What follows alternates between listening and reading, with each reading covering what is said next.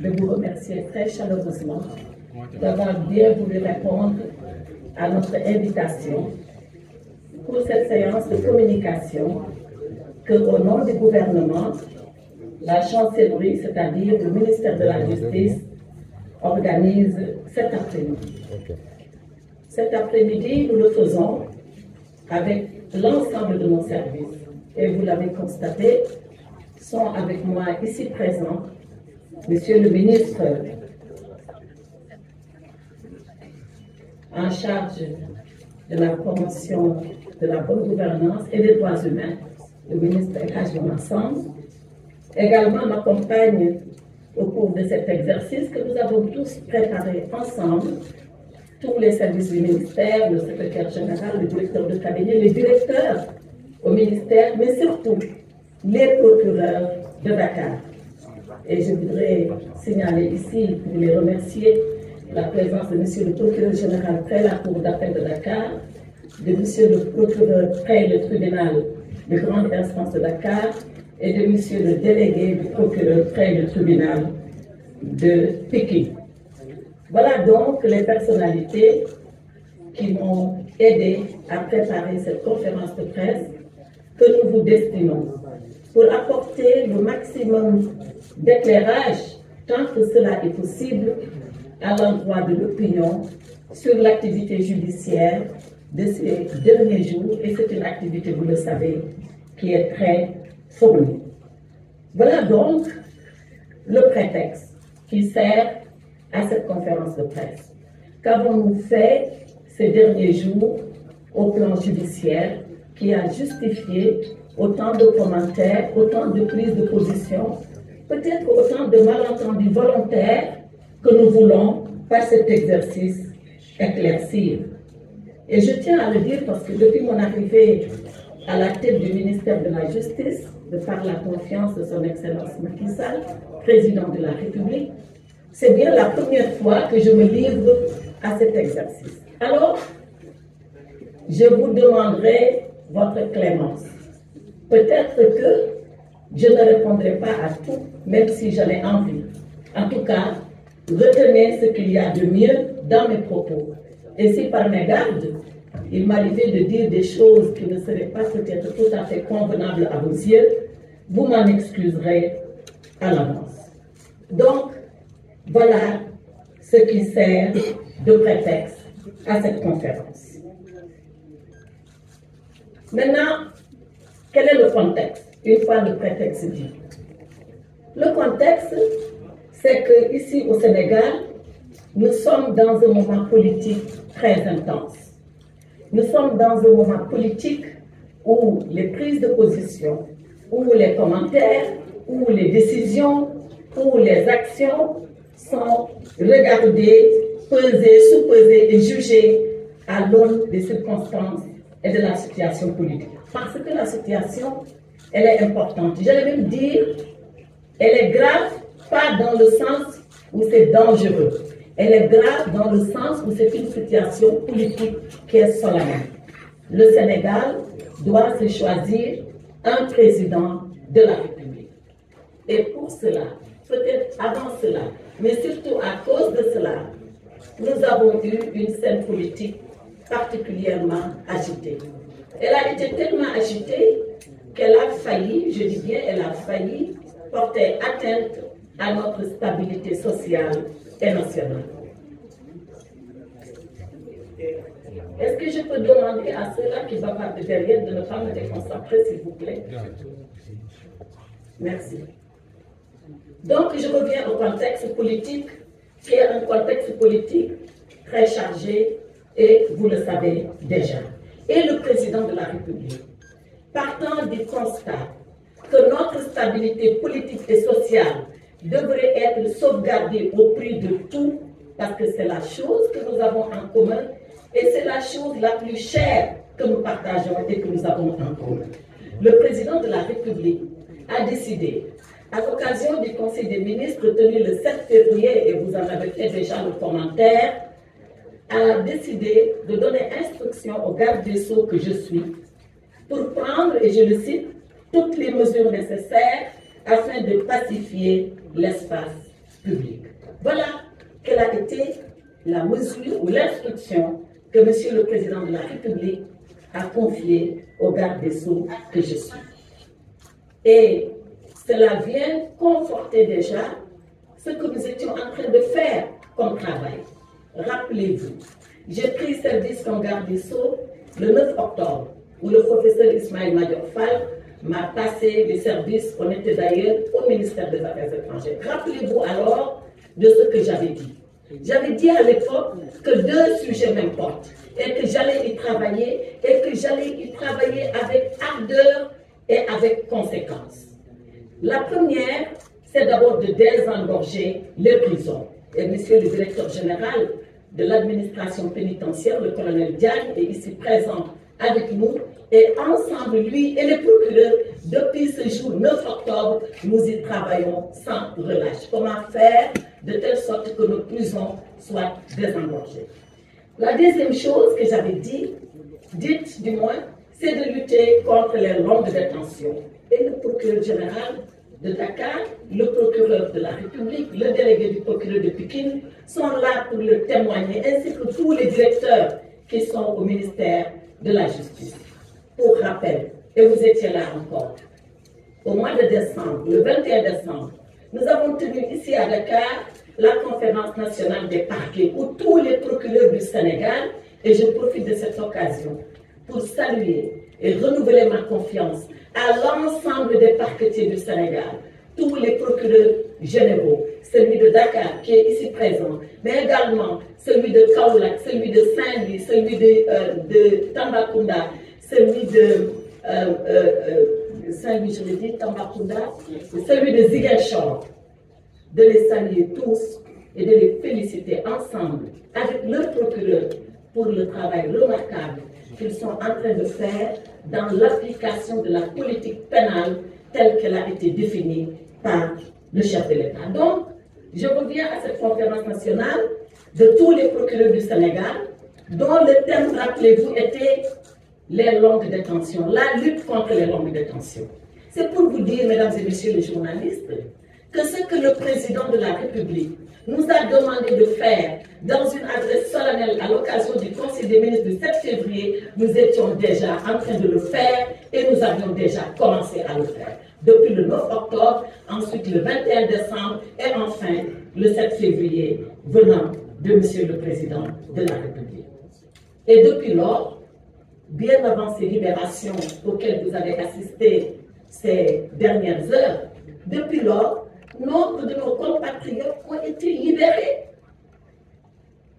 Il se trouve que cette libération, peut-être, ou ces libérations ont été beaucoup plus massives. Mais depuis lors, nous sommes sur cette cadence de libérer les Sénégalais en donnant des conditions beaucoup plus douces que la détention, c'est-à-dire le contrôle judiciaire, la mise en liberté provisoire, le port du bracelet électronique et les libérations conditionnelles s'il se trouvait qu'ils étaient déjà condamnés et qu'ils étaient en train de subir la peine de prison qui leur avait été infligée par le juge. Donc c'est pour vous dire que la volonté d'apaiser l'espace public est une ancienne volonté. Elle date d'avant octobre, mais surtout octobre.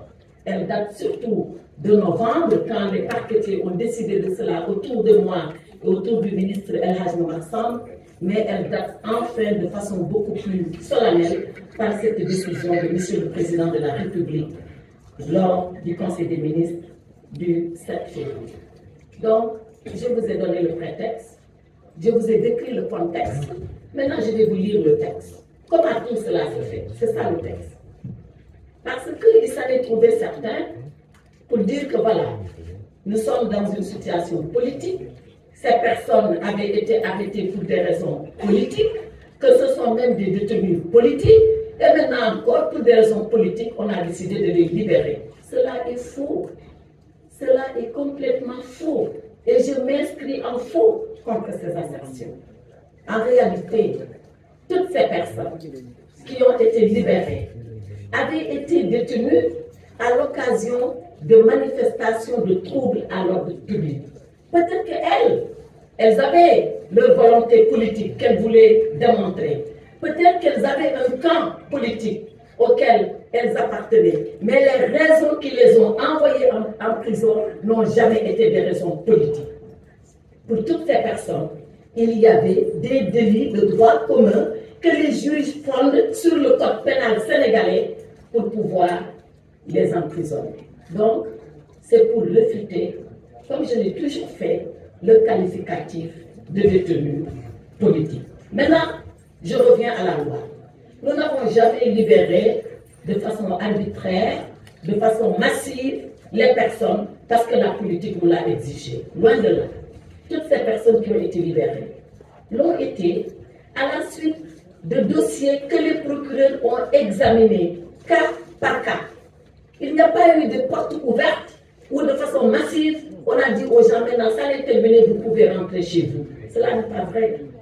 Chaque dossier a été étudié. Les procureurs ont dit ils ont étudié le profil pénal de la personne. Ils ont pesé la gravité des actes qui ont conduit cette personne en prison. Et ils se sont dit, pour cette personne-là, oui, je pense que pour aller dans le sens de l'apaisement souhaité par le président, nous pensons qu'elle mérite d'être libérée. Donc, il n'y a jamais eu de libération massive, il n'y a jamais eu de libération à la tête du client. Et tout cela, nous le fondons sur le code de procédure pénale qui permet au procureur de la République, lorsqu'il pense que la personne mérite de bénéficier d'une liberté provisoire, de ne même pas attendre son avocat. Il peut le faire lui, le procureur. Il est l'avocat de la société. Si cette personne fait partie de la société, le procureur peut être son avocat s'il l'estime nécessaire. Je le dis parce que j'ai vu quelqu'un dire, moi, mon avocat m'a dit que je pouvais être libéré le 7 mars. Mais on m'a libéré avant. Oui, si le procureur est plus rapide que son avocat, il ne va pas pleurer pour ça, non? Donc, le procureur étudie le cas, il regarde le dossier et il se dit, je pense que celui-là, il mérite d'être libéré. Mais le procureur ne libère pas. Le procureur dépend des instructions, effectivement, que le ministre lui donne. Mais quand on a fini de donner les instructions, à qui s'adresse le procureur? Il s'adresse à un juge d'instruction qui, lui, ne reçoit pas des ordres. Je ne peux pas. Qui, lui, est indépendant et autonome. Si le procureur lui dit, monsieur le juge, je vous demande la libération de monsieur X, le juge demande, regarde, est-ce que monsieur X mérite d'être libéré? S'il mérite d'être libéré, alors il le libère. S'il ne mérite pas d'être libéré, il dit au procureur, je refuse la demande que vous m'avez adressée. Ce monsieur restera en prison, malgré que vous, procureur, vous l'avez demandé. Voilà comment marche la loi pénale au Sénégal. Et rien de ce qui a été fait pendant ces jours n'est venu en contravention de la loi pénale. Tout a été mis dans le cadre de la loi. Apaisement, oui, mais apaisement en respectant nos procédures, en respectant nos lois, parce que le Sénégal est un État de droit et est un État qui marche selon la loi et qui lui-même est sous le coup de la loi. Donc, comme j'ai refuté les arrestations arbitraires, je voudrais de la même hauteur refuter les libérations arbitraires. Il n'y a pas de libération arbitraire. Chaque libération est justifiée. Et nous pouvons le faire autant que vous le souhaitez. J'ai aussi entendu dire, oui, seules les personnes illustres ont été libérées. On a laissé les anonymes. Une autre affirmation que je voudrais réfuter parmi les gens qui ont été libérés. C'est vrai, il y a ceux-là qui sont connus. Et d'ailleurs, c'est pour ceux-là qui sont connus la plupart du temps qu'on parle.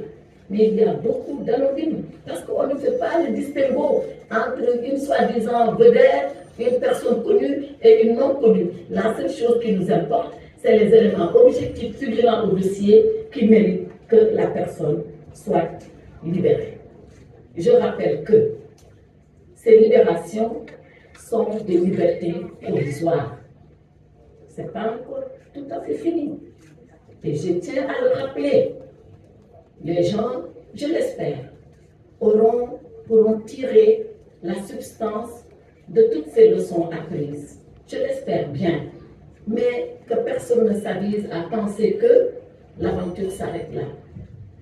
Les juridictions vont continuer leur travail parce que c'est de leur devoir et de leur responsabilité que de le faire. Donc, ce sont des libertés provisoires. Je le dis parce que ont dit, mais on va être indemnisé parce qu'on a été injustement emprisonnés. Ils ont été emprisonnés, oui, injustement, non. Et quand est-ce qu'une indemnisation pourra intervenir? Seulement quand un juge de jugement, pas le procureur, pas le juge de l'instruction, quand le juge qui va juger définitivement l'affaire va leur dire, je considère que vous n'avez rien fait. Quand un juge devant le tribunal le dira et que cette décision est devenue définitive, alors oui, cette personne peut prétendre à être indemnisée. Pour le moment, je le rappelle, ce sont des libérations provisoires sous certaines conditions et je ne voudrais pas que dans l'euphorie ambiante et générale, que ces gens pensent qu'ils en ont fini. Je souhaite qu'ils en terminent avec la justice, mais ils n'en termineront que lorsque le jugement définitif sera intervenu. Alors, pour finir mon propos liminaire, je voudrais encore rappeler, et je ne le rappellerai jamais assez, que le Sénégal est un état de droit, où la loi s'applique. Elle s'applique parce que nous devons garantir l'ordre public. Et qui garantit l'ordre public? L'ordre public est garanti par l'État au travers de ses services. Ces services, c'est la justice, d'abord. Et je voudrais rendre hommage à tous ces magistrats qui, pendant des temps difficiles, ont pu, matin, midi, soir, de jour comme de nuit, abandonnant leur famille, abandonnant toutes leurs activités, ne se consacrant qu'à une chose, faire de telle sorte que l'ordre public et la stabilité règnent au Sénégal. Je voudrais leur rendre hommage parce que ces temps-là ont été des temps éprouvants, et pour eux, bien sûr pour tous les Sénégalais, mais particulièrement pour eux. Je voudrais également dire la même chose aux forces de défense et de sécurité. Parce que si nous sommes là en train de parler, si nous sommes là en train de faire des commentaires, si nous sommes là que chacun travaille, que chacun puisse vaquer à ses occupations, c'est parce que les forces de défense et de sécurité, la gendarmerie, la police nationale, ils ont fait leur devoir. Et ils l'ont fait sans murmure et sans commentaire, parce que c'est leur destin et ce qu'ils ont choisi de faire pour leur pays, donc pour le Sénégal. Mais nous ne devons jamais oublier que si nous sommes tranquilles, c'est parce qu'eux sont dans la rue. S'ils étaient chez eux comme nous étions chez nous, alors il en serait autrement. Et c'est l'occasion ici de leur rendre cet hommage appuyé. Également, rendre hommage à l'administration pénitentiaire. J'ai entendu très souvent les gens sortis de prison dire oui, il y avait des mineurs qu'on avait torturés. Les mineurs au Sénégal, ils ont un statut particulier. On n'a jamais emprisonné un mineur dans là où on emprisonne les majeurs. Ça n'existe pas. Les mineurs, ils sont ce qu'on appelle communément ici à Dakar, au Fort B. Et dans toutes les prisons, il en est ainsi. Les mineurs sont séparés des majeurs. Maintenant, quelqu'un dit oui, c'est un mineur parce qu'il a 19 ans. Mais 19 ans, c'est une majorité pénale. Hein? Qui est majeur au Sénégal? La majorité pénale, c'est 16 ans. La majorité électorale, vous le savez, c'est 18 ans. La majorité civile, c'était 21 ans jusqu'il y a quelques moments, et c'est revenu à 18 ans. Donc, les majorités s'apprécient au regard de l'acte qui a été posé ou de l'acte qu'on veut engager. Il n'y a pas une majorité pour tout le monde. Donc, quelqu'un peut avoir 19 ans, et même s'il a 19 ans, il est majeur sur le plan pénal. On dit oui, ils ont été torturés. La torture, elle est punie au Sénégal. Elle est condamnée au Sénégal. Et j'ai ici, dans mes documents, lorsqu'il s'est avéré par extraordinaire, et ça c'est des cas rares, où on a vu l'administration pénitentiaire torturer un prisonnier, quel qu'il puisse être, où nous sommes intervenus pour sanctionner et de la façon la plus sévère, et j'ai tous les documents à votre disposition. Donc, rendre hommage à l'administration pénitentiaire, qui fait un travail extraordinaire et dans des conditions difficiles. Moi, je ne suis pas le ministre qui vient vous dire tout est beau, tout est rose dans les prisons du Sénégal. Nous avons des difficultés parce que les prisons, elles sont pleines. Vous, tout à l'heure, comme je le disais, notre conférence nationale de parquet pour désengorger les prisons. Et c'est dans ces conditions que les pénitenciers, comme on les appelle communément, travaillent tout en préservant la paix dans les prisons et tout en sauvegardant la dignité des prisonniers. Ce n'est pas parce qu'ils sont emprisonnés, ce n'est pas parce qu'ils sont en détention qu'ils perdent leur dignité, bien au contraire. Et nous faisons de notre maximum pour pouvoir leur conserver, leur préserver cette dignité. Mesdames, Messieurs les journalistes, je voudrais finir pour vous dire que la justice au Sénégal, elle est au service de la paix. C'est une justice au service de la paix. Pourquoi elle est au service de la paix? Parce qu'elle est pour le maintien de l'ordre public. Et quand l'ordre public est perturbé, plus personne n'est en paix.